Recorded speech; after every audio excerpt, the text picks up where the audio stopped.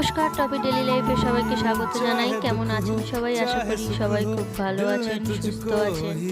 আজকে দুপুরে কিছু মেনু চলুন আপনাদের সঙ্গে শেয়ার করি। আজ দুপুরে রান্না করেছিলাম আলু মটরশুঁটি পোনা মাছের ঝোল ও বাগদা চিংড়ি মালাইকারি।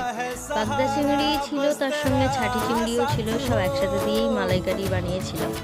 অনেক দিন থেকে ইচ্ছে হয়েছিল যে একটু মালাইকারি খাবো, তো আজ যখন বাড়িতে নারকেল আছে, বাগদা চিংড়ি ছাটি চিংড়ি বাড়িতে এসেছে, তো মালাইকারি বানিয়ে নেওয়া যাবে।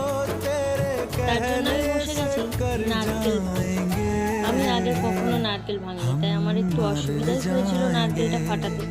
তো যেভাবে হোক মোটামুটি ফাটিয়ে নিয়েছিলাম, নিয়ে আস্তে আস্তে সব তুলে মিক্সিতে দিয়ে মিক্সড করে নিয়েছি। নিয়ে গরম জল দিয়ে সেটা ভালোভাবে নারকেলের দুধটা বের করেছিলাম।